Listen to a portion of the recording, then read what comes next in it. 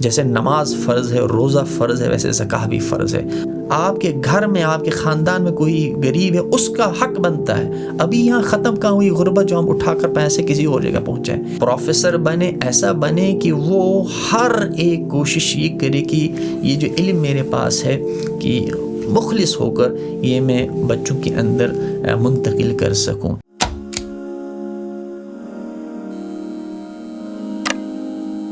السلام علیکم، آپ کا خیر مقدم ہے ہمارے پوڈ کاسٹ ویز میں کہوا میں. آج یہ ہمارا پہلا ایپیسوڈ ہے. آج ہمارے ساتھ ہیں ڈاکٹر امتیاز عبدالقادر، جو آج پریزنٹلی ایگزیکٹو باڈی ممبر ہیں ادارہ فلاح الدارین کے، اور یہ ایکس امیر ادارہ بھی رہ چکے ہیں. آج ہماری کچھ گفتگو ہوگی زکوٰۃ کے بارے میں، صدقے کے بارے میں، اور جو ادارہ فلاح الدارین ہے اس کے بارے میں ہم کچھ باتیں کریں گے.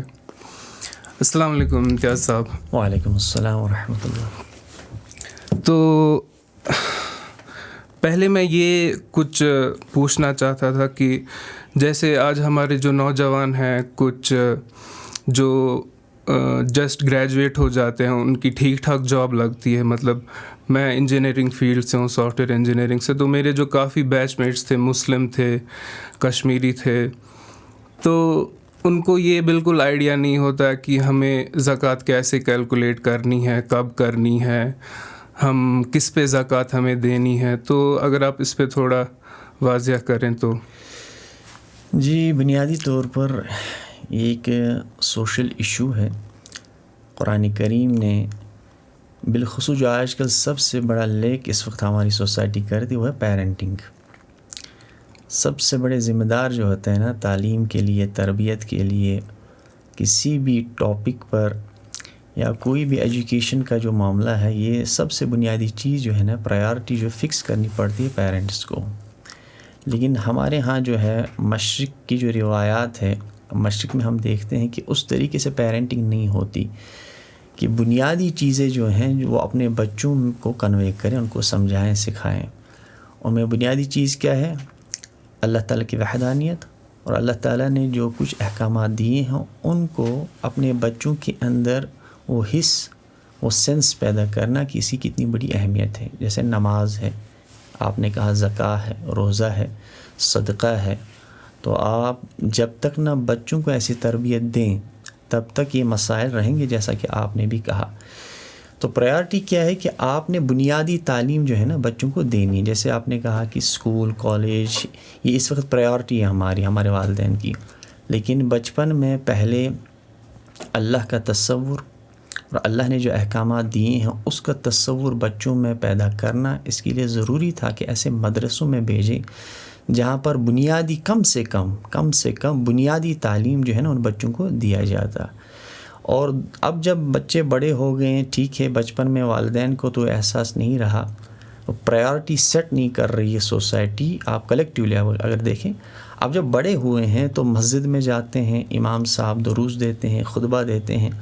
وہاں بھی ہمارا المیہ یہ ہے کہ ہمارے امام صاحب جو ہیں عموماً ایکسیپشنز ہیں، لیکن آپ کلیکٹیولی دیکھیں وہاں پر ایسے مسائل پر گفتگو ہوتی ہے، خطاب ہوتا ہے جن کے بارے میں نہ کل اللہ پوچھے گا، نہ اس کا فائدہ دنیا کے اندر ہے. فروئی مسائل میں الجھائے رکھا ہے. وہاں پر اگر زکوٰۃ کے بارے میں یہ کنسیپٹ کلیئر کیا جاتا تو اس میں وہ نوجوان بھی وہاں بیٹھتے ہیں، جمعہ نماز پڑھنے جاتے ہیں، رمضان میں اکثر نماز پڑھنے جاتے ہیں. تو وہ ذمہ داری امام صاحبان کی تھی، علماء کرام کی تھی، اہل علم کی تھی کہ وہ بچوں کے اندر یا اپنے محلے کے مسجد میں پرائیورٹی بیس پر ایسے موضوعات، ایسے ٹاپکس پر بات کریں جن کی ضرورت ہے اس وقت. اس میں ایک اہم چیز یہی چیز ہے جو یہ صدقہ اور زکوٰۃ کا آپ کہتے ہیں. لیکن المیہ یہ ہے کہ اس پر عموماً بات نہیں ہوتی. اسی لیے جو نوجوان طبقہ ہے، نئی جنریشن ہے، تو یہ ان چیزوں، ان مسائل سے اس وقت وہ لاپرواہ ہے، ان کو علم نہیں ان چیزوں کا. جیسے کہ ہم جانتے ہیں کہ زکوٰۃ جو ہے وہ اسلام کا، ہمارے دین کا ایک ستون ہے. تو آپ تھوڑا الیبریٹ کریں کہ زکوٰۃ کیا ہے، زکوٰۃ کب دینی چاہیے، زکوٰۃ کس کو دینی چاہیے. جی، زکوٰۃ اسلام کا تیسرا بنیادی رکن ہے، ایک ستون ہے، پلر جسے آپ کہتے ہیں. رسول اللہ صلی اللہ علیہ وسلم نے اس کی تلقین کی ہے، جو مشہور حدیث ہے، بخاری میں ہے، امام مسلم نے بھی وہ روایت کی ہے. عبداللہ ابن عمر رضی اللہ عنہ روایت کہتے کہ رسول اللہ صلی اللہ علیہ وسلم نے فرمایا بنی الاسلام علی خمس شہادت ان لا الہ الا اللہ وان محمد رسول اللہ صلی اللہ علیہ وسلم واقام الصلاۃ وآت الزکاۃ. تو یہ بنیادی ایک رکن ہے اسلام کا، زکوٰۃ. قرآن کریم میں بھی احکامات دیے گئے ہیں، اقیم الصلاۃ وآت الزکاۃ. جب بھی آپ پڑھتے ہیں قرآن، جب بھی نماز کا ذکر آتا ہے تو اس کے معنی بعد ہی زکوٰۃ کا تذکر آتا ہے. اور کم از کم قرآن میں 32 جگہ پر 32 ٹائمز زکوٰۃ کا ذکر آیا ہے. یعنی جس طریقے سے نماز فرض ہے ویسے ہی زکوٰۃ بھی فرض ہے. زکوٰۃ کے معنی دراصل پاک کرنا یا نشو نما دینا یا بڑھا دینا، یہ معنی ہے. لیکن اصطلاح میں جب اسلام کی اصطلاح میں اس کو استعمال کیا جائے گا تو وہاں یہ معنی ہے کہ جب آپ ایک مخصوص نصاب کہ آپ کے پاس مال کا آ جاتا ہے تو اس میں سے ایک حصہ غریبوں، محتاجوں اور مساکین میں تقسیم کرنا پڑے گا. وہ حصہ کیا ہے اور نصاب کیا ہے؟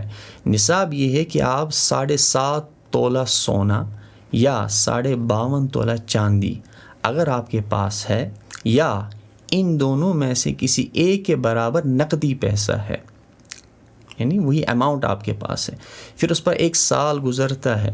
سال گزرنے کے بعد آپ نے اپنی حاجات اٹھائی ہیں، آپ نے قرضہ ادا کر دیا، اس کے باوجود اتنا نصاب آپ کے پاس ہے، اس سے زیادہ پیسہ بچتا ہے یا سونا یا چاندی، تو اس وقت اس شخص پر زکوٰۃ فرض ہو جاتا ہے. تو یہ زکوٰۃ ادا کرنا، یہ قرآن کریم میں اس کی تلقین کی گئی ہے، رسول اللہ صلی اللہ علیہ وسلم نے اس کی ترغیب دی ہے. اور زکوٰۃ نہ دینے والا، یہ بیسیکلی ان غریبوں اور محتاجوں کا حق ہوتا ہے. ہم سب جانتے ہیں جب کسی کا حق کوئی تلف کرے، حق کھائے، تو اس کے لیے تو سزا ہے. تو قرآن نے اس سزا کا اعلان کیا ہوا ہے کہ جو شخص اللہ کی راہ میں یہ زکوٰۃ نہیں دیتا، یہ چونکہ اللہ کا مال ہے، انسان کے پاس جو کچھ ہے اللہ کی امانت ہے. اب امین کا کام کیا ہوتا ہے کہ جیسے کہ آپ کو کسی نے امین بنا، کوئی چیز دی، اب جیسے وہ آپ کو کہہ رہا ہے کہ آپ یہ کیسے تقسیم کریں، اس مال کو آپ کیسے تقسیم کریں، اس چیز کو آپ کیسے یوز کریں، آپ کو تو ویسے ہی کرنا پڑے گا. ویسے ہی ہماری جان، ہمارا مال اور جو کچھ ہمارے پاس ہے اللہ کا دیا ہوا ہے. تو اللہ کا یہ کہنا ہے کہ بھائی آپ کے پاس یہ مال ہے، آپ خود پر بھی خرچ کریں، یہ بھی صدقہ ہے. آپ اپنی بیوی پر خرچ کریں، یہ بھی صدقہ ہے. ماں باپ پر خرچ کریں، یہ بھی صدقہ ہے. بچوں پر خرچ کریں. ابو داؤد کی ایک طویل حدیث سے روایت، اس میں یہ کہا گیا کہ آپ جب رات کو اپنے اہل و عیال کو کھلاتے ہیں وہ بھی صدقہ ہوتا ہے. لیکن اس کے ساتھ ساتھ آپ کے خاندان میں، آپ کی لوکیلٹی میں، آپ کے گاؤں میں، آپ کی بستی میں، آپ کی ہمسائیگی میں کوئی محتاج ہے، کوئی نانی شبینہ کو ترستا ہے، کھانے کو کچھ نہیں ہے، اس کے بچے بلک رہے ہیں، وہ بیمار ہے، علاج نہیں کرا سکتا، پڑھنا ہے، ضروری ہے، ایجوکیشن ضروری ہے، لازمی ہے، لیکن وہ فیس ادا نہیں کر سکتا، تو آپ پر لازم کیا گیا ہے اسلامی شریعت نے کہ آپ کو 1 سال کے بعد یہ زکوٰۃ نکالنی ہے. یہ ان لوگوں کا حق ہے. جیسے میں نے ابھی کہا کہ جیسے ایک شخص اپنے اوپر خرچ کرتا ہے، اس کا حق ہے اپنے آپ پر خرچ کرے، اپنے بچوں پر خرچ کرے، ویسے ہی قرآن کہتا ہے ان محتاجوں اور مساکین کا وہ حق ہے، حصہ ہے، وہ حصہ ان کو دو. اور وہ حصہ کیا ہے؟ اس مال میں سے 40واں حصہ، جسے ہم کہتے ہیں 2.5%. اب 2.5% اس مال میں سے نکالیں، یعنی 100 روپے میں سے 2.5 روپیہ آپ کو نکالنا ہے اور ان غریبوں، محتاجوں، مسکینوں تک پہنچانا ہے. تو یہ بہت لازمی ایک فریضہ ہے اسلام کے اندر. اور جو نہیں دے گا اس کے لیے اللہ تعالیٰ نے قرآن کریم سورہ توبہ کے اندر فرمایا ہے کہ یوم یحمى علیہ فی نار جہنم فتکوی بہا جباہہم وجنوبہم وظہورہم ھذا ما کنزتم لانفسکم. اللہ تعالیٰ فرماتا ہے کہ جو لوگ زکوٰۃ نہیں نکالتے اپنے مال کا، یہ مال جو ہے کل روز محشر کے اندر قیامت میں جہنم پر جو ہے نا گرمایا جائے گا تپایا جائے گا، اور اس کے بعد وہ مال ان کی یہاں پیشانیوں پر لگایا جائے گا، ان کی یہاں جسم کے مختلف اعضاء پر لگایا جائے گا، اور اللہ کہے گا ھذا ما کنزتم لانفسکم، یہ وہی مال ہے، وہی خزانہ ہے جو آپ نے اپنے لیے دنیا میں جمع رکھا تھا اور ان مساکین محتاج کا حق ادا نہیں کیا تھا۔ تو آج جو لوگ یہ اپنی مال کی زکوٰۃ نہیں نکالتے، ایک سمبل کے طور پر، تمثیل کے پیرائے میں، علامتی طور پر حضور نے فرمایا صلی اللہ علیہ وسلم کہ روز محشر یہ ایک بڑا طویل سا ایک سانپ، گنجے سانپ کی صورت میں آئے گا، جس کے آنکھوں کے اوپر سیاہ 2 داغ ہوں گے، وحشت طاری کرے گا اس شخص پر، اور پھر اس کو پکڑ لے گا اور کہے گا میں وہی مال ہوں جو دنیا میں تو نے جمع رکھا تھا۔ تو بیسیکلی کیا ہے کہ نماز جو ہے نا، اللہ کا فرض کردہ اور عائد کردہ ایک ذمہ داری انسان پر، نماز ہمیں اللہ سے جوڑتی ہے۔ اس کے اندر یہ پیغام، یہ میسج ہے کہ نماز ہمیں اللہ سے جوڑتی ہے، اور اسی اللہ نے نماز کے معنی بعد زکوٰۃ فرض کری۔ اس کا مطلب یہ ہے کہ بندوں کے حقوق، آپ بندوں سے بھی جڑ جائیں۔ زکوٰۃ سے ہوتا کیا ہے؟ آپ کے اندر جو غم خواری ہے، جو مساوات ہے، یہ چیزیں آپ کے اندر پیدا ہو جاتی ہیں، آپ بندوں سے جڑ جاتے ہیں۔ تو اللہ کا یہی معاملہ، اسکیم یہی ہے کہ نماز کے ذریعے اللہ سے جڑو، اور صدقے اور زکوٰۃ کے ذریعے سے میرے بندوں سے جڑو، جو غریب مفلوق الحال طبقہ ہے ان سے جڑ جاؤ۔ تو یہ بیسیکلی یہ میسیج ہے، جو ایک تو وحدت الہ، اللہ کو ایک جان کر اس کی عبادت کرنا، اور وحدت بنی آدم، آپ ایک دوسرے کے غموں میں شامل ہو جائیں، مصیبت میں، تکلیف میں شامل ہو جائیں۔ تو اسی لیے صدقہ زکوٰۃ انسان پر فرض کیا گیا ہے۔ تو اگر ہم کشمیر کی ایگزامپل لیں گے، ہماری جو بہت سی فیملیز ہیں اس میں جو ہسبینڈ ہوتے ہیں وہی ارن کرتے ہیں، اور جو وائف ہوتی ہیں بہت most of the time she is a house wife, تو اس میں کیا ہوتا ہے کہ جو عورت ہے اسی کے پاس سونا ہوتا ہے۔ تو اس میں کیا عورت پہ زکوٰۃ لازم ہے یا پھر دونوں پہ؟ تو یہ ایز اے انڈیویجولی آپ کو پے کرنا ہے یا پھر ایز اے؟ جی بالکل، جو مال جس کا ہوگا، یعنی سونا، چاندی یا روپیہ جس کا ہوگا، اسی پر یہ فرض عائد ہو جاتا ہے۔ رسول اللہ صلی اللہ علیہ وسلم کی بارگاہ میں کبھی حضرت اسماء رضی اللہ عنہا آتی تھیں، یعنی سیدہ عائشہ رضی اللہ عنہا کی بہن، تو کنگن لگے ہوئے تھے سونے کے، تو حضور علیہ السلام نے ان کو فرمایا کہ آپ نے اس کی زکوٰۃ ادا کری ہے، بخاری کی روایت ہے، تو زکوٰۃ ادا نہ کریں گی تو قیامت کے دن تو آگ کے کنگن پہنائے جائیں گے۔ یعنی اس کے لیے ضروری ہے کہ زکوٰۃ اگر آپ کے پاس مال ہے، آپ اس کے مالک ہیں، تو آپ پر ہی عائد ہوگی۔ تو بیسیکلی تو یہ اسی عورت پر، اس یعنی بیوی پر ہی تو عائد ہوتا ہے کہ وہ اس کی زکوٰۃ نکالیں۔ البتہ اس کی طرف سے اس کی شوہر بھی اگر شوہر بھی ادا کرنا چاہے تو وہ بھی ادا ہو جائے گا، یہ بڑا ایشو نہیں، بڑا مسئلہ نہیں ہے۔ البتہ ایک چیز یہ بھی ذہن میں رہیں کہ عموماً یہ سوال کیا جاتا ہے، پوچھا جاتا ہے کہ گھروں میں سونا پڑا ہوا ہے ہماری بہنوں کا، بیویوں کا وغیرہ، وہ خود کام نہیں کرتے، پڑا رہتا ہے کہیں بینک پر یا گھر میں، تو زکوٰۃ کے ذریعے سے تو یہ ختم ہو جائے گا۔ تو اس کے لیے ہمارے علماء کرام کا بھی یہ کہنا ہے کہ بہتر یہ ہے کہ آپ یہ کسی بزنس میں لگا لیں۔ جیسے کہ سیدہ عائشہ رضی اللہ عنہا، ان کے ہاں 4 ایسی لڑکیاں تھیں، بچے تھے جو یتیم تھے، لیکن ان کا مال انہوں نے پہلے بزنس میں لگا دیا، اور پھر وہاں جو سرپرست ہوتا ہے نا، سرپرست، وہ بزنس میں لگا لیں، اور اس کے بعد اس میں جو 1 سال بعد اگر وہ صاحب نصاب رہتے ہیں تو ان میں سے زکوٰۃ نکالیں۔ اس وقت رسول اللہ صلی اللہ علیہ وسلم نے جو یتیموں، بالخصوص میں مثال کے طور پر کہہ رہا ہوں، یتیموں کا مال جو ہے نا، حضور نے فرمایا کہ یہ زکوٰۃ دے کر ختم نہ کرو۔ یہ ابھی تو نافہم ہیں، ان کو نہیں معلوم کہ میں اس مال کا کیا کروں، جو یتیم بچے ہوتے ہیں، تو زکوٰۃ نکال کر، ہر سال زکوٰۃ نکال کر ان کا یہ مال ختم نہ کرو، بلکہ ان کا جو سرپرست ہے وہ پیسے کسی بزنس میں لگا لیں، یہ مال کسی بزنس میں لگا لیں، یہ بھی اسے کمائیں گے، اور پھر اس کے بعد اللہ کے راہ میں ہر سال زکوٰۃ بھی دیں گے۔ تو یہ ایک صحیح طریقہ ہے۔ اسی طریقے سے اگر سونا پڑا ہوا ہے، بہتر ہے کہ آپ اس سے بزنس شروع کریں، اور اس کے بعد سال ایک تو آپ کو بھی فائدہ ملے گا انشاءاللہ اس بزنس سے، دوسرا اللہ کی راہ میں پھر آپ زکوٰۃ بھی ادا کر سکتے ہیں۔ اور دوسری بات کی جو صدقہ ہے اور جو زکوٰۃ ہے، اس میں کیا فرق ہے؟ جی، ایک تو ہوتا ہے قانونی زکوٰۃ، قانون زکوٰۃ مطلب جو میں نے بتایا آپ کو کہ ایک شخص ایک نصاب اس کے پاس بنتا ہے، صاحب نصاب بنتا ہے 1 سال بعد، یعنی اس مہینے اگر رمضان چل رہا ہے اس وقت وہ صاحب نصاب ہوا، اگلے سال رمضان تک صاحب نصاب رہا، اس پر قانونی زکوٰۃ فرض ہوتی ہے، یعنی زکوٰۃ دینا لازمی ہے، فرض ہے۔ باقی رہا عام صدقہ، عام صدقے کے لیے آپ جب بھی چاہیں، جتنا بھی چاہیں اور جو بھی چاہیں، اس کے لیے ضروری نہیں کہ انسان پہلے صاحب ثروت ہو، صاحب نصاب ہو، اس کے بعد کوئی عام صدقہ کرے، نہیں، بلکہ جو غریب بھی ہوں، غریب بھی وہ صدقہ دے سکتے ہیں۔ اس کے لیے حضور علیہ قرآن کریم میں بھی اشارات ہیں کہ صحابہ کرام جب آتے تھے رسول اللہ صلی اللہ علیہ وسلم کے پاس اور پوچھتے تھے صدقہ کے حوالے سے، تو قرآن کریم نے وہ سٹیٹمنٹ قرآن میں کوٹ کیا ہے۔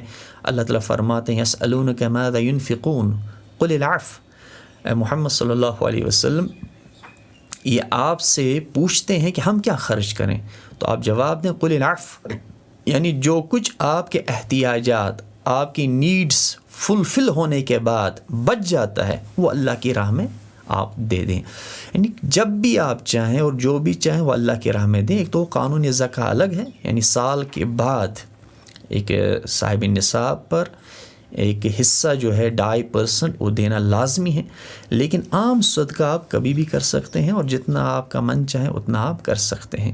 تو اس پر قرآن کریم میں بھی ترغیب دی گئی ہے، تشویق دی ہے، خذ من اموالہم صدقہ تطہرہم وتزکیہم بہا، سورہ توبہ کی آیت ہے، یا رسول اللہ صلی اللہ علیہ وسلم ان سے آپ یہ صدقہ لیا، یہ عام صدقہ مراد ہے، اس ذریعے سے ان کو پاک کریں، ان کا مال بھی پاک ہوگا، تو یہ آپ ان سے لے لیں۔ اور قرآن میں بار بار اس کا ذکر آیا ہے کہ وَآتِ ذَا الْقُرْبَى حَقَّهُ وَالْمِسْكِينَ وَابْنَ السَّبِيلِ، کہ جو آپ کے قرابت مند ہیں، رشتہ دار اگر غریب ہے، محتاج ہیں، ان تک ان کا حق پہنچا دو، مساکین محتاج ہیں۔ لیس البر ان تولوا وجوہکم قبل المشرق والمغرب، یہ جو آیت ہے اس کو آیت بر کہا جاتا ہے، سورہ بقرہ آیت نمبر 177۔ تو اس میں اللہ تعالیٰ نے حقیقی نیکی کیا ہے وہ ڈیفائن کی ہے، اور اسی میں اللہ آگے ذکر کرے، ایک تو ایمانیات کا تذکرہ ہے، ایمان کسے کہتے ہیں، عقیدہ کسے کہتے ہیں، اور اس کے ساتھ ساتھ انفاق کا تذکرہ ہے، آپ جو انفاق کریں گے کیسے کریں گے۔ تو وہ انفاق جو ہے نا، انفاق مطلب آپ خرچ کریں، ڈونیٹ کریں کبھی بھی، تو وہ تو ہر وقت مطلوب ہے ایک انسان کے، تاکہ یہ نفاق سے بچ جائے۔ انفاق جو ہے نا نفاق سے بچاتا ہے، منافقت سے بچاتا ہے، اور ایک مال کی محبت دل میں نہ پیدا ہو اس سے بچاتا ہے، کہ نہیں آپ بار بار اللہ کی راہ میں دیں۔ تو صحابہ کرام کا تو یہ معمول تھا، ہر وقت اللہ کی راہ میں دیا کرتے تھے، اور رسول اللہ صلی اللہ علیہ وسلم نے بھی اس کی تلقین کی ہے، یہاں تک کہ اگر کوئی غریب ہو، امام مسلم نے یہ روایت لائی ہے اپنی کتاب کے اندر، تو انہوں نے لکھا ہے کہ رسول اللہ صلی اللہ علیہ وسلم نے فرمایا اتقوا النار ولو بشق تمر، جہنم کی آگ سے بچو، اگر اللہ کی راہ میں آپ ایک کھجور کا حصہ ہی دے سکو تو دے دو، یعنی یہ دیکھیں نا منیمم کیا ہے۔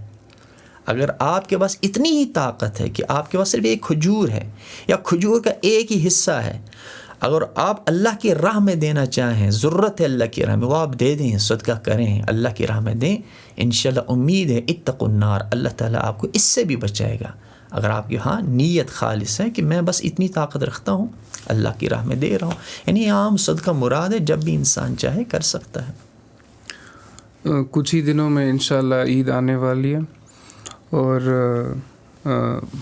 میں یہ پوچھنا چاہتا تھا کہ جو صدقے فطر ہے اس کی کیا اہمیت ہے اور وہ ہمیں کب دینا چاہیے؟ کچھ بولتے ہیں کہ نہیں، آپ جو عید کی نماز ہے اس سے پہلے یہ ضروری ہے دینا، کچھ بولتے ہیں کہ چند دن پہلے دینا چاہیے۔ تو یہ صدقے فطر جو ہے یہ ہمیں کب ادا کرنا ہوتا ہے؟ صدقہ فطر جو ہے نا دراصل افطار سے نکلا ہے، فطر آتا ہے نا، فطر مطلب ہوتا ہے افطار۔ افطار مطلب کیا ہوتا ہے؟ افطار کا مطلب ہوتا ہے اختتام ہوا، کس چیز کا اختتام ہوا؟ روزے کا اختتام ہوا۔ اب اس کو صدقہ فطر کہا جاتا ہے یا زکوٰۃ الفطر کہا جاتا ہے، مطلب رمضان رخصت ہو گیا، فطر کا جو اس کو ایک لاحقہ دیا گیا ہے، ٹرم یوز کی، اس کا مطلب ہوتا ہے اعلان ہے کہ رمضان ختم ہو گیا، اب آپ کو صدقہ آپ پر واجب ہو گیا۔ روایات میں بھی آیا ہے کہ نماز سے ابن عباس رضی اللہ عنہ جو رسول اللہ صلی اللہ علیہ وسلم کے چچیرے بھائی تھے، ان کا کہنا ہے کہ حضور علیہ السلام عید سے پہلے 1-2 دن قبل صحابہ کو جمع کرتے تھے، جس میں صحابہ مرد بھی ہوتے تھے، خواتین بھی ہوتی تھیں، صحابیات بھی ہوتی تھیں، اور پھر ان کو وہ احکام بتایا کرتے تھے نماز عید کے بارے میں اور صدقہ فطر کے بارے میں احکام دیا کرتے تھے. اور اس لیے حکم ہوا ہے کہ عید نماز سے قبل آپ یہ صدقہ فطر ادا کریں محتاجوں کے اندر، مساکین کے اندر. اس کا مقصد یہ ہے کہ وہ مساکین و محتاج بھی عام لوگوں کی طرح اچھے سے عید کی خوشیوں میں شامل ہو جائیں، اپنی عید اپنے بچوں کے ساتھ اچھے سے منا سکیں. اب مسئلہ یہ ہے کہ کب دینا ہے. ہم چونکہ احناف زیادہ یہاں رہتے ہیں، امام ابو حنیفہ رحمہ اللہ کے پیروکار ہیں. امام ابو حنیفہ رحمہ اللہ کا ایک مسئلہ یہ ہے کہ صدقہ فطر جو ہے وہ واجب ہوتی ہے عید نماز سے قبل، یعنی فجر کے ٹائم سے لے کر عید نماز تک، عید کے دن. لیکن ان کا ایک قول یہ بھی ہے کہ آپ صدقہ فطر رمضان سے قبل بھی دے سکتے ہیں، یعنی رمضان ابھی شروع نہیں ہوا، اس سے قبل بھی آپ دے سکتے ہیں. امام شافعی رحمہ اللہ جو ایک دوسرے اسکول آف تھاٹ کے ایک بڑے جید عالم دین ہیں، اسکالر ہیں، ان کا ماننا تھا کہ آپ رمضان جب شروع ہو اس وقت بھی، شروع میں بھی آپ صدقہ فطر دے سکتے ہیں. البتہ واجب کب ہوتا ہے؟ واجب عید نماز سے قبل. البتہ پھر گنجائش رکھی ہے ہمارے اماموں نے، فقہا نے، کہ آپ یہ رمضان میں بھی دیکھ سکتے ہیں، رمضان سے قبل بھی دے سکتے ہیں، عید نماز سے قبل بھی دے سکتے ہیں، یا عید کے دن 1-2 دن قبل بھی ادا کر سکتے ہیں، تاکہ جو مساکین محتاج ہیں ان تک ان کا حق پہنچے اور وہ بھی اپنی ضروریات گھر کی پوری کریں اور بچوں کے ساتھ اچھے سے عید منا سکیں.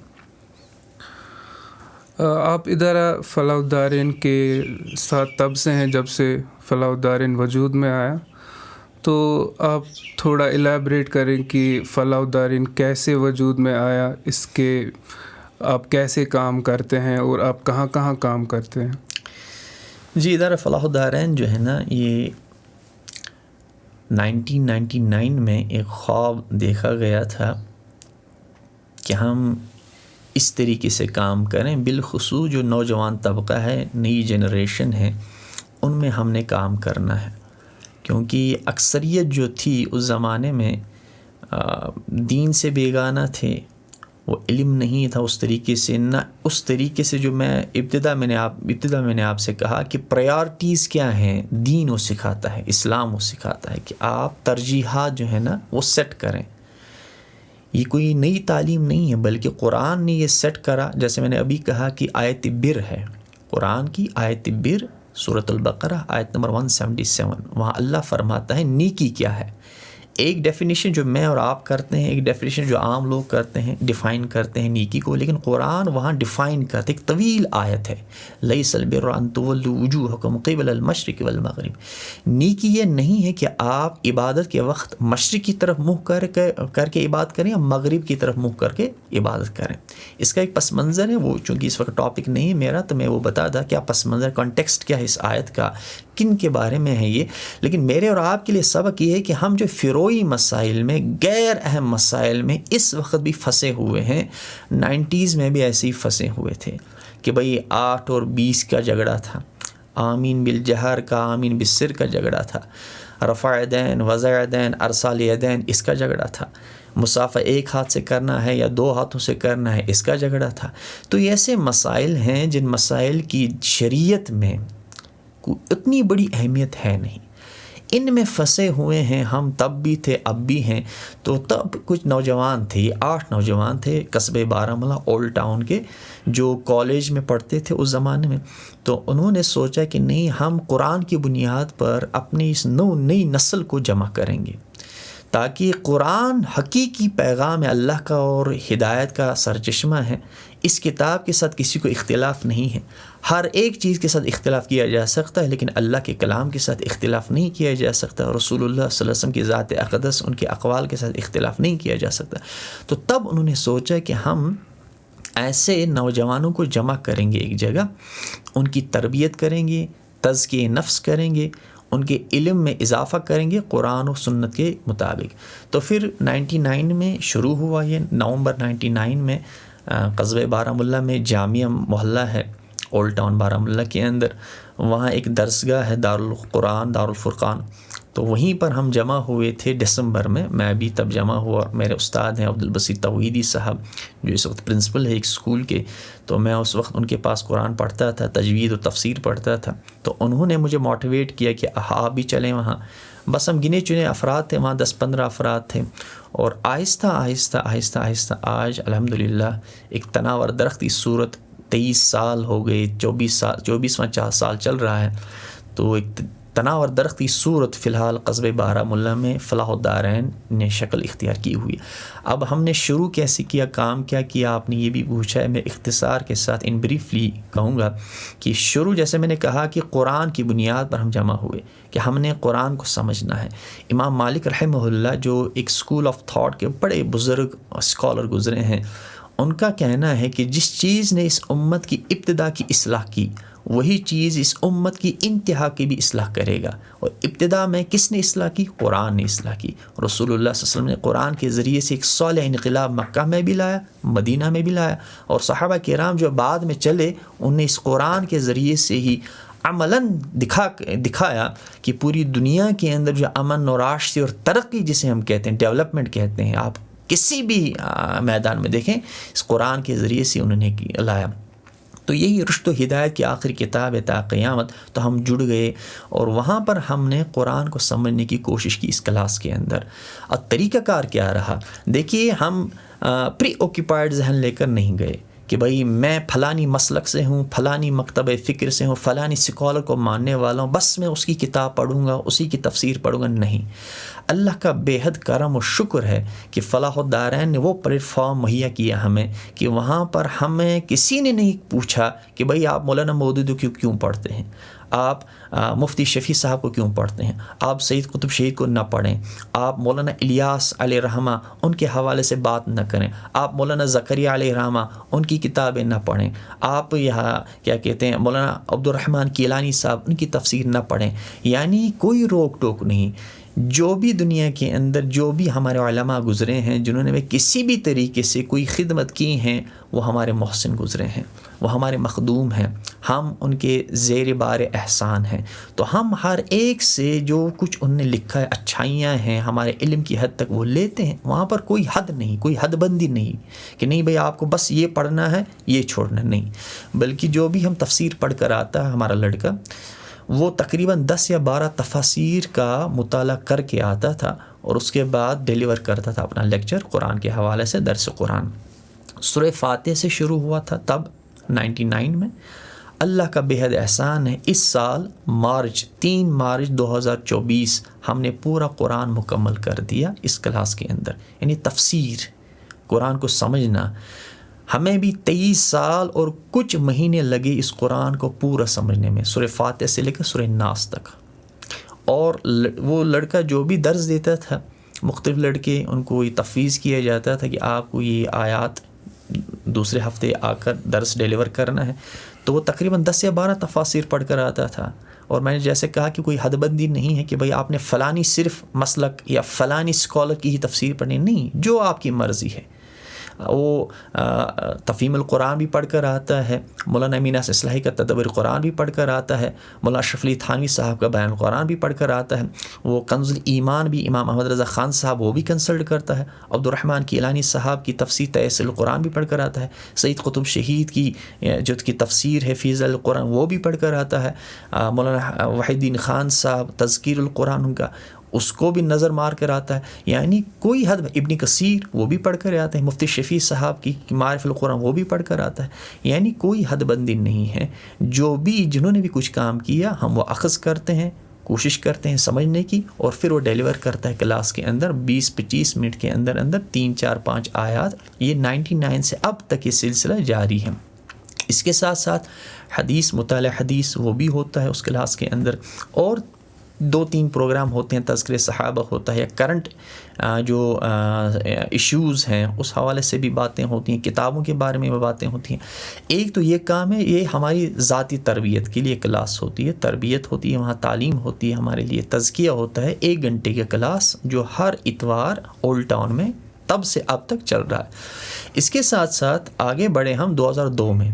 2002 اکتوبر میں ہم نے ایک اور ڈپارٹمنٹ جاری کیا فلاح الدارین کے اندر، جسے ہم المعاونین کہتے ہیں۔ المعاونین یعنی جو ایک سوشل ویلفیئر آپ دیکھیں اس سطح کا سماجی خدمات کا ایک ادارہ ہے۔ لوگوں میں ہم نے اس وقت دیکھا کہ غربت ہے، محتاجی ہے، مفلسی ہے ٹاؤن بارہمولہ کے اندر۔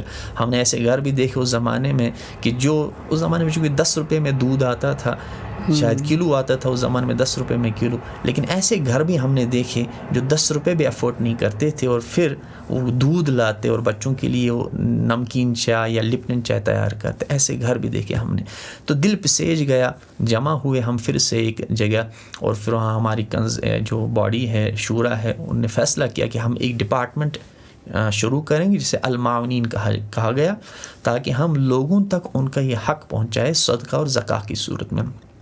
اور تب سے ایک سلسلہ شروع ہوا۔ طریقہ کار کیا رہا، پیسے کیسے آئے؟ ہم باضابطہ یہاں ڈور ٹو ڈور گئے بارہمولہ کے اندر، قصبے بارہمولہ کے اندر، لوگوں کو سمجھایا کہ زکاة کی کتنی اہمیت ہے۔ جیسے نماز فرض ہے اور روزہ فرض ہے، ویسے زکاة بھی فرض ہے، اور زکاة کے علاوہ بھی آپ کی اس مال میں ان کا حق ہے جسے ہم عام صدقہ کہتے ہیں، وہ بھی آپ کر سکتے ہیں۔ ہم نے مولانا رضی اللہ السلام ندوی صاحب کو دلی سے بلایا، بڑے جید عالم اس وقت فقیہ ہیں، بہت بڑی کتابوں کے مصنف ہیں۔ ان کو ہم نے اسٹے کرایا کہ بارہمولہ کے اندر ہمارے ایک دوست ہیں ادارہ کے، ان کے گھر میں، اور وہ کچھ دن یہاں رہے۔ ہم نے سیمینارز کیے زکاة ٹاپک پر، اور ان سے ہم نے کچھ سوالات پوچھے تھے زکاة کے بارے میں، اور انہوں نے وہ جوابات دیے۔ اس کا ایک پیمفلیٹ ہم نے بنایا، ہمارے لڑکوں نے ذاتی جیب خرچے سے وہ پیمفلیٹ تیار کیا، 8000 کے قریب پیمفلیٹس ہم نے بنائے، اور پھر مفت تقسیم کیا ڈور ٹو ڈور جا کر قصبے بارہ، تاکہ لوگوں میں ایک شعور پیدا ہو جائے کہ زکاة بھی ایک فرض ہے اللہ کی طرف سے عائد کردہ ہے، ایسا فرض کہ ابوبکر صدیق رضی اللہ عنہ نے اپنے دور خلافت میں فرمایا اگر کوئی زکاة سے انکار کرتا ہے تو میں اس کے خلاف اعلان جنگ کرتا ہوں۔ ہم سب جانتے ہیں جنگ کس کے خلاف کی جاتی ہے، کفار کے، اس زمانے میں کفار کے خلاف کی جاتی تھی، لیکن ابوبکر صدیق جو نباز امت تھے، جن کو دین کا صحیح فہم تھا، انہوں نے اعلان کیا جو نماز پڑھے گا لیکن زکاة نہیں دے گا، تفریق کرے گا ان کے بارے میں نماز زکاة میں ان کے خلاف بھی جہاد کا اعلان کرتا ہوں۔ تو اتنا بڑا فرض اللہ کا، لیکن ہمیں وہ شعور نہ دیا گیا تھا اور نہ ہے اس وقت بھی۔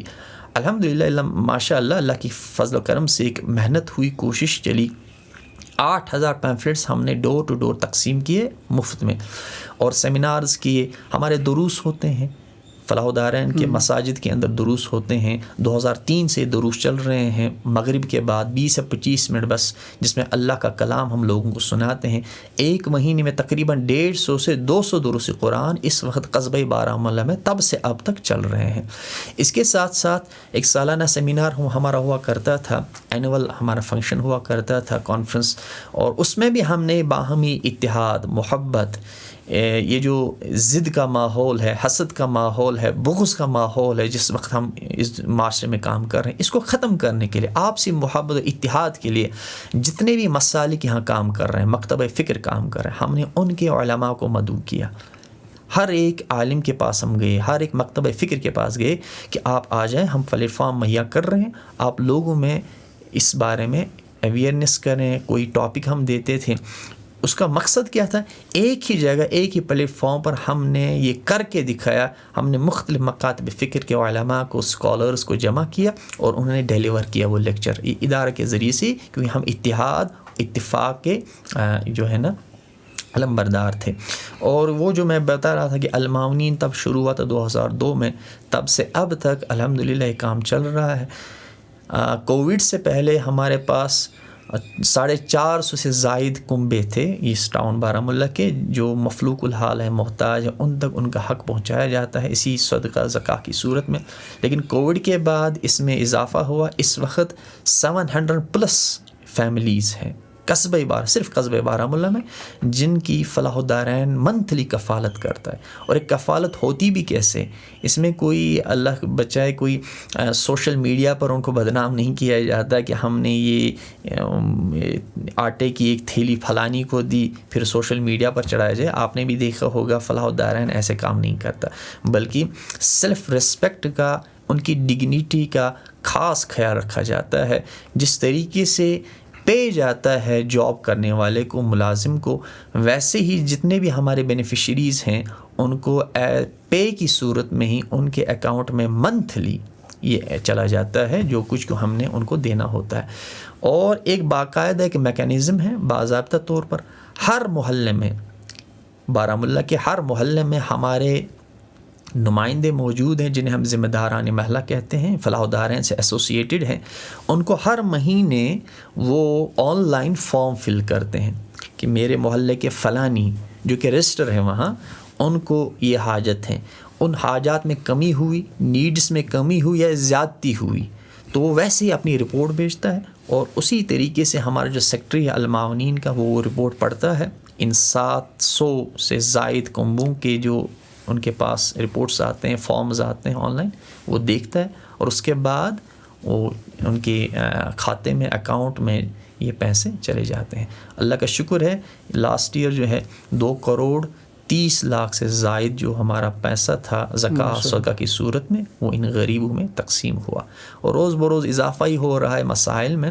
تو ہماری کوشش رہتی ہے کہ نہیں ہم ان کو سیلف ایمپلائمنٹ عطا کریں، خود روزگار. ان کو ہم کبھی اب کوئی جوان دیکھتے ہیں وہ بیکار بیٹھا ہے تو ان کو کہتے ہیں بھائی ہاتھ پھیلانے سے بہتر ہے بار بار آپ کو جو مدد کی جاتی اس سے بہتر ہے کہ آپ خود اپنے ٹانگوں پر کھڑے ہو جائیں. اور اللہ کا شکر ہے قصبے بارہمولہ میں ہم نے ایسی کچھ فیملیز کو اپنے پیروں پر ہی کھڑا کیا ہے. ایک ساتھی ان کو کچھ مال دیا، پیسے دیے، یا ان کے پاس دکان تھا لیکن مال نہیں تھا تو مال دیا. کوئی کہہ رہا تھا کہ نہیں میں سبزی بیچوں گا لیکن اس کے لیے کوئی وسائل نہیں، تو ہم نے ان کے لیے وسائل فراہم کر دیے کہ آپ یہ کام کریں. اور اللہ کا شکر ہے ان میں سے کچھ اس وقت خود صدقہ دے رہے ہیں، یعنی جو کل محتاج تھے آج وہ صدقہ دے رہے ہیں. یہ اللہ کا بڑا فضل ہے، ادارے کے ذریعے سے یہ کام ہو رہا ہے. اس کے ساتھ ساتھ 3-4 مہینے بعد ہم بلڈ ڈونیشن کیمپ یہاں جو ضلعی بارہمولہ اسپتال ہے اس وقت GMC ہے، تو یہ ہم 2008 سے کر رہے ہیں کہ والنٹیئرلی ہمارے لڑکے جاتے ہیں، باضابطہ ایک اس وقت اعلان ہوتا ہے اور ہم وہاں جاتے ہیں. 3 یا 4 مہینے بعد رضاکارانہ طور پر بلڈ ڈونیشن کیمپ بھی لگتا ہے ہاسپٹل کے اندر. اس کے ساتھ ساتھ اور بھی مختلف کام ہوتے ہیں. فلاح الدارین کا اس وقت یہ ریسرچ سینٹر بھی ہے کانڈوا کے اندر. مختلف ٹاپکس ہیں، مختلف ایریاز ہیں جن پر اس وقت 2 PhD اسکالرز کام کر رہے ہیں. ان کو باضابطہ سینٹر کی طرف سے، ریسرچ سینٹر کی طرف سے 50,000 اسکالرشپ بھی ملتی ہے. اور اسکول بھی الحمدللہ کے فضل سے عارفین اسکول آف ایکسلنس، تاکہ ایک معیاری ایک کوالٹی ایجوکیشن ہم بچوں کو دے سکیں. تو اس کے لیے مختلف نہجوں پر اس وقت الحمدللہ بارہمولہ کے اندر کام ہو رہا ہے. آپ نے ابھی عارفین اسکول آف ایکسلنس کے بارے میں بات کی، تو اگر ہم جو ایک ایوریج پرائیویٹ اسکول ہے اگر ہم اس کی ایگزامپل لیں تو مجھے لگتا ہے دین کے معاملے میں وہاں ہم بہت پیچھے ہیں. ہم اتنا ایفرٹ نہیں لگاتے، ہم اتنی تعلیم بچوں کو نہیں دیتے ہیں جتنی ان کو دینی چاہیے. مطلب ہم جو دنیا کی تعلیم ہے اس کو پرائیورٹی دے کے جو دین کو ہے ہم اس کو سائڈ پہ رکھتے ہیں. تو اس کی ہی وجہ سے ہمیں جو سوسائٹی میں پرابلمز ہے وہ دیکھنے کو ملتی ہیں. تو آپ تھوڑا بتائیے کہ جو ایک اسکول ہے یا پرائیویٹ اسکول ہے، ہم اگر اپنا بچہ کوئی وہاں بھیجتا ہے تو اس سے وہ کیسے یہ میک شور کرے کہ نہیں میرے بچے کو دین کی تعلیم بھی ملنی چاہیے. اور جو عارفین اسکول آف ایکسلنس ہے وہاں جو دین کی تعلیم ہے اس کو آپ کیسے بچوں کو آپ دیتے ہو؟ اس معاملے میں تو ہم کبھی انشاءاللہ کمپرومائز کریں گے ہی نہیں. ہمارا تو یہی دعویٰ ہی ہے کہ ایکسلنس، ایتھکس یہ ہمارا سلوگن ہے. وہاں ایکسلنس پیدا کرنا پڑھائی کے اندر، چاہے جیسے کہ آپ نے کہا وہ مروجہ تعلیم ہو یا انشاءاللہ دینی تعلیم ہو، اس میں ایکسلنس پیدا کرنا، ان کے اندر ایتھکس پیدا کرنا. دیکھیں عموماً کیا کیا جاتا ہے کہ بھائی جو ذہن میں بٹھایا جاتا ہے وہ یہ کہ تعلیم کس لیے حاصل کی جاتی ہے. اس وقت جو سنیریو ہے پوری دنیا کے اندر آپ دیکھیں، آپ نے بھی یونیورسٹی دیکھی ہے، میں نے بھی دیکھی ہے، تو ہمارے ہاں جو رجحان ہے وہ یہ ہے کہ بھائی آپ کس لیے پڑھتے ہیں. میں اس لیے پڑھتا ہوں کل جا کر جاب کروں گا، کل جا کر کماؤں گا. ہماری پریارٹی اس وقت یہ بن چکی ہے. پرائمریلی ہمارے ایجوکیشن کا جو مقصد بن چکا ہے وہ یہ ہے، لیکن حقیقت میں ایجوکیشن کا یہ مقصد نہیں ہے. جب ہم چھوٹے تھے تب کہا جاتا تھا علم اللہ کا نور ہے، یہ زیور ہے. اب جو اللہ کا نور ہے، زیور ہے، ہماری پریارٹی تو یہی ہونی چاہیے نا کہ میں ایک تو اپنے اس ذریعے علم کے ذریعے سے جو میرے بنیادی اخلاقیات ہیں، ایتھکس کہا جاتا ہے، مورل ویلیوز ہیں، پہلے مجھے وہ سیکھنا پڑے گا. وہ سیکنڈری ہے. جو آپ کہتے ہیں کہ بھائی اس کے ذریعے سے میں انشاءاللہ معاش کماؤں گا، میں نوکری لگوں گا، میں جاب کروں گا، وہ تو ایک دوسرا مرحلہ ہے. لیکن بنیادی طور پر تعلیم کا مقصد ہے انسان کو انسان بنانا. انسانیت کیا ہے وہ سمجھانا. آدمیت احترام آدمی، باخبر شو از مقام آدمی، علامہ اقبال نے کہا تھا. تو وہ اپنے جو ان کی روحانی مرشد تھے مولانا روم رحمہ اللہ، وہ ان سے ایک خیالی طور پر وہ ان سے کبھی کبھی پوچھتے تھے، سوالات پوچھتے تھے امیجنری، حالانکہ ملاقات تو نہیں ہوئی. مولانا روم تو کب کی اس دنیا سے چلے گئے ہیں، تو علامہ اقبال تو حال کی پیداوار ہے. تو مولانا روم، علامہ اقبال ان سے کبھی پوچھتے تھے کہ چشم بینا سے ہے جاری جوئے خون، علم حاضر سے ہے دین زار و زبو، کہ میرے ان چشموں سے، ان آنکھوں سے اب خون جاری ہو رہا ہے، رس رہا ہے. خون کیوں رس رہا ہے؟ کیونکہ اب آنسو خشک ہو گئے، ختم ہو گئے. اب یہ جوئے بن چکے ہیں. جوئے فارسی میں کہتے ہیں جو نالیاں بنتی ہیں نا کبھی، تو نالی ہے، اس سے تو اب خون رس رہا ہے. وجہ کیا ہے؟ علم حاضر سے دین زار و زبو. جو اس وقت مقصد رہا ہے علم کا، اس سے ہمارا جو دین ہے، جو اخلاقیات ہے، وہ زار و زبو ہیں. یعنی مقصد جو ہے نا علم حاصل کرنے کا، وہ نہیں رہا جو اصل میں اس علم کا مقصد ہونا چاہیے. تو علامہ اقبال کہتے ہیں، مجھے مولانا روم نے جواب دیا، علم را بر تن زنی مارے بود، علم را بر دل زنی یارے بود. کہ جب آپ کا مقصد یہ ہو کہ آپ ظاہری طور پر اس سے کچھ فوائد حاصل کریں گے علم حاصل کر کے، وہ فوائد کیا ہیں جو میں نے اشارہ کیا، بھائی میرا مقصد ہے میرا بیٹا ڈاکٹر بنے گا، انجینئر بنے گا، یہ پہلے نا والدین کی طرف، پیرنٹس کی طرف سے ہی نا ذہن میں چلا جاتا ہے. اس کو پڑھنا ہے. پڑھنا کیوں ہے؟ کیونکہ اس کو یہ بننا ہے، وہ بننا ہے، یہ کمانا ہے، وہ کمانا ہے. ٹھیک ہے، وہ تو غلط نہیں ہے، لیکن وہ پرائیورٹی نہیں ہے علم کی. علم کی پرائیورٹی کیا ہے؟ علم را بر دل زنی یار بود، کہ اس کا مقصد جو ہے نا وہ صالح ہو. مقصد یہ ہو کہ یہ انسان بنے. علم اللہ کا نور ہے، اس سے یہ منور ہو، اس سے روشنی پھیلے، اس کے ذریعے سے خدمت خلق ہو، یہ ایک سوسائٹی کا محسن بنے. محسن کسے کہتے ہیں؟ جو بغیر کسی اجرت کے لوگوں کے کام آئے، کسی بھی طریقے سے، کسی بھی فیلڈ میں. تو پہلے آپ نے نا اپنی نیت کو، اپنی انٹینشنز کو درست کرنی پڑے گی. میں علم کیوں حاصل کر رہا ہوں؟ تو یہی چیز ہے جو ہم چاہتے ہیں پہلے لوگوں کے اندر وہ ایتھکس پیدا ہوں، انسان بنے. جب وہ انسان بنے گا انشاءاللہ باقی دنیا کی راہیں کھلی ہوئی ہیں. وہ بہتر ڈاکٹر بنے لیکن اچھا ڈاکٹر بنے، انجینئر بنے ایماندار انجینئر بنے، پروفیسر بنے ایسا بنے کہ وہ ہر ایک کوشش یہ کرے کہ یہ جو علم میرے پاس ہے کہ مخلص ہو کر یہ میں بچوں کے اندر منتقل کر سکوں. یعنی ٹائرلیسلی وہ اس سوسائٹی کے لیے کام کرے. تو ہمارے ہاں بھی یہی رجحان ہے کہ بھائی ہم نے اس بچے کو انشاءاللہ جو مروجہ تعلیم ہے اور جو مذہبی تعلیم ہے، یہ دونوں ملا کر انشاءاللہ اس بچے کو ایک ایکسلنس پر کھڑا کرنا، تاکہ انشاءاللہ کل جا کر یہ سوسائٹی کو کچھ دے سکے.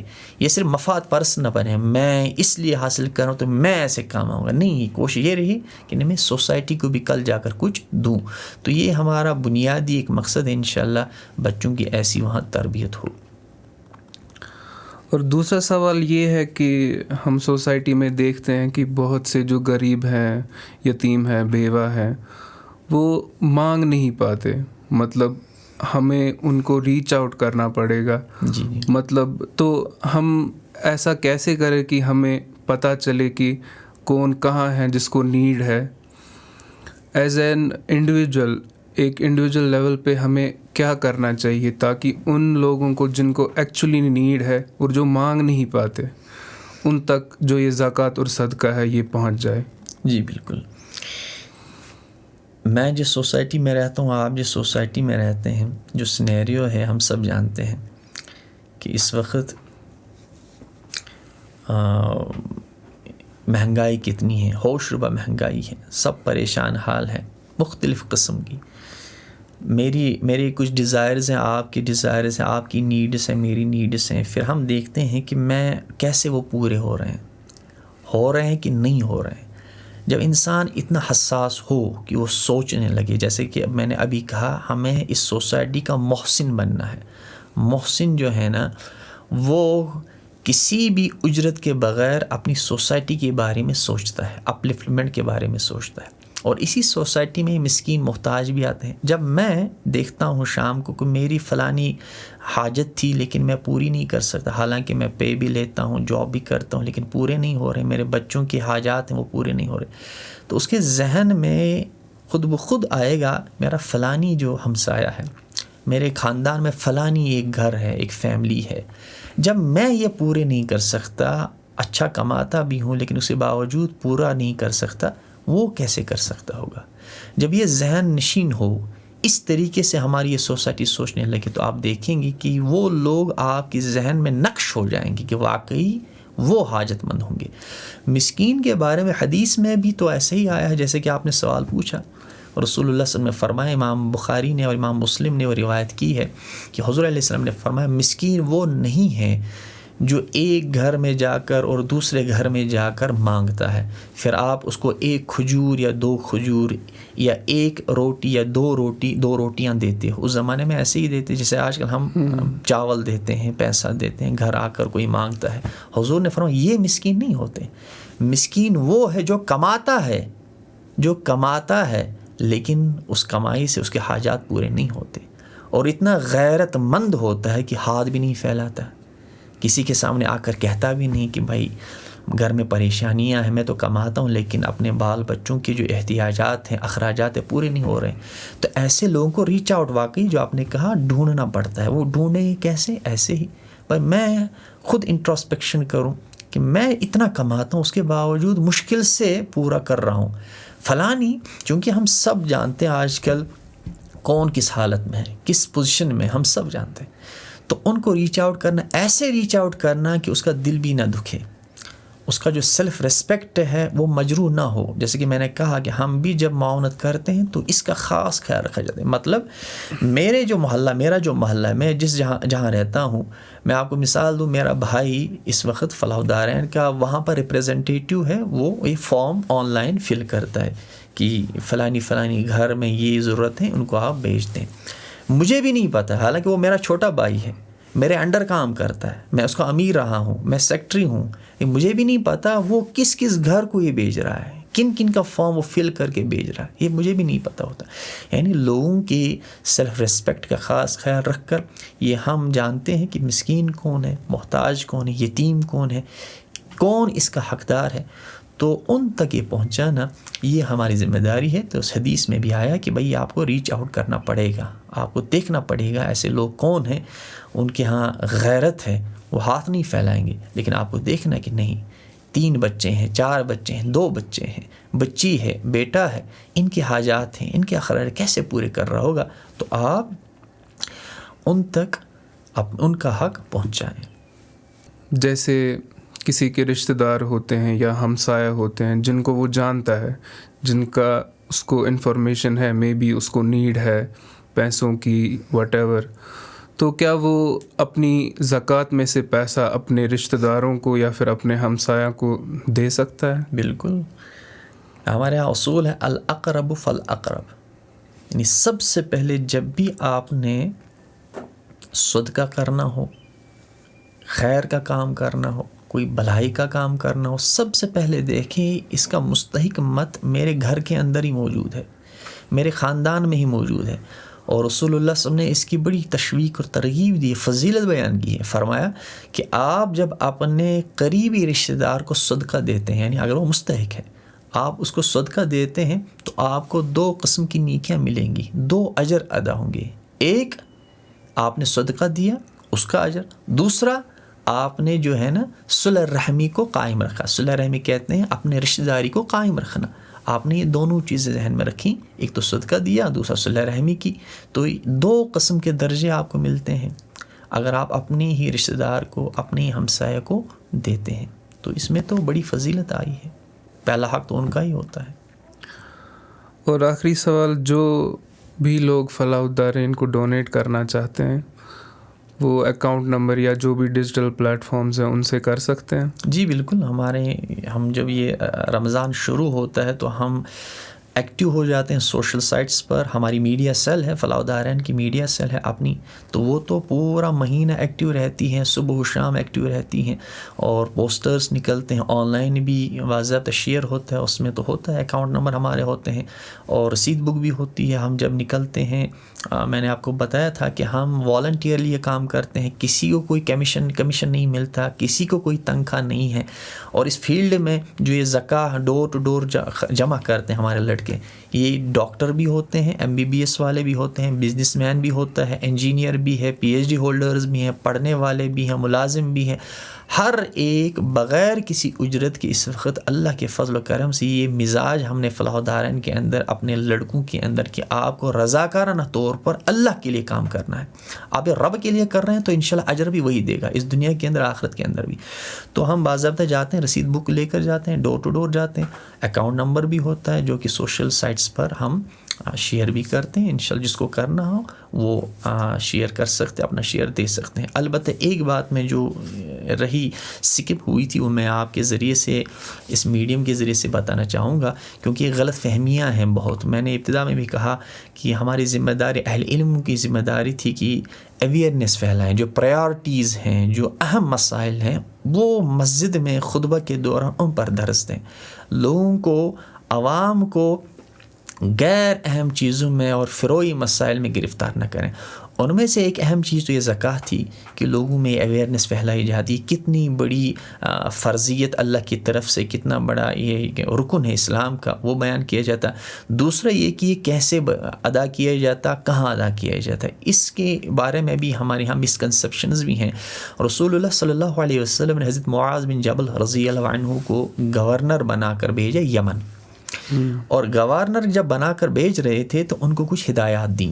ان میں سے ایک ہدایت یہ بھی تھی، رولنگ ایک دی تھی صدقہ و زکاة کے حوالے سے، کہ خذ من اغنیائہم وترد الی فقرائہم، کہ اے معاذ رضی اللہ عنہ، وہاں کے جو صاحب نصاب لوگ ہیں، جو صدقہ کرنے والے لوگ ہیں، ان سے ان کا صدقہ لے لو، ان سے صدقہ لینا. خود من اغنیائہم وترد الی فقرائہم، اور وہیں کے جو فقراء ہیں، مساکین، محتاج ہیں، ان میں خرچ کرنا، یہاں نہیں بھیجنا. مطلب یہ تھا، مطلب کیپٹل یعنی مدینہ کیپٹل تھا اس زمانے میں اسلامی حکومت کا، یہاں نہیں بھیجنا، بلکہ وہاں آپ نے یہ جمع کیا ہے، اس لیے وہیں کے مستحق جو ہیں وہ حق رکھتے ہیں کہ ان پر وہ زکوٰۃ و صدقہ ان تک پہنچایا جائے.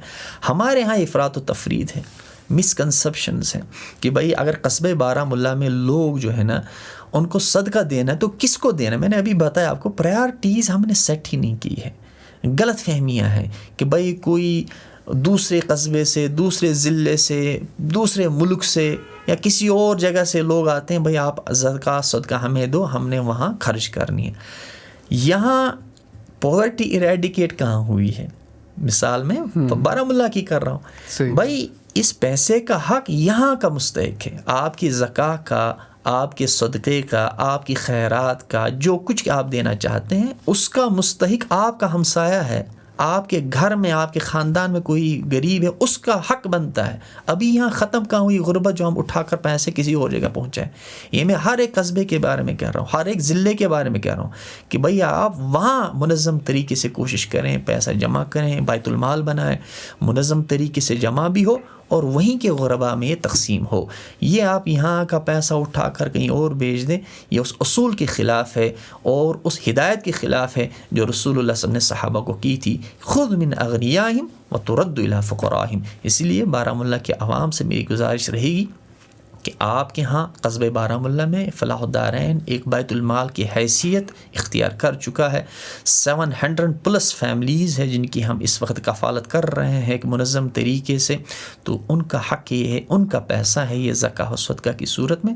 تو آپ منظم طریقے سے اس کو ایک جگہ اجتماعی طور پر جمع کریں تاکہ ان تک یہ اجتماعی طور پر منظم طریقے سے پہنچ جائے.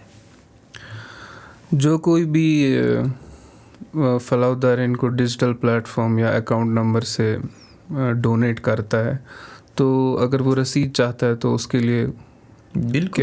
وہ اسکرین شاٹ مانگتے ہیں, اسکرین شاٹ بھیجا جاتا ہے, پھر رسید کاٹی جاتی ہے, اس کا ایک آئی ڈی آتا ہے. جب آپ اسکرین شاٹ بھیجتے ہیں آئی ڈی نمبر آتا ہے, وہ آئی ڈی نمبر ہم باضابطہ اس رسید پر لکھتے ہیں تاکہ جب ہم حساب ہمارا آڈٹ ہو تو باضابطہ وہاں پر دکھتا ہے, اور ہمارا جو ٹیلی کیا جاتا ہے باضابطہ ایک تو بینک اسٹیٹمنٹ اور وہ ریسیپٹ بک جو ہم اس رمضان میں یوز کرتے ہیں باضابطہ ٹیلی کیا جاتا ہے. الحمدللہ آڈٹ ود ان ادارہ بھی ہوتا ہے اور ادارہ سے باہر بھی. ہم سری نگر سے آڈیٹر سے آڈٹ کراتے ہیں اور ہر سال وہ آڈٹ ہم ایک گوشوارہ ہوتا ہے وہ ہم لوگوں تک پہنچا دیتے ہیں.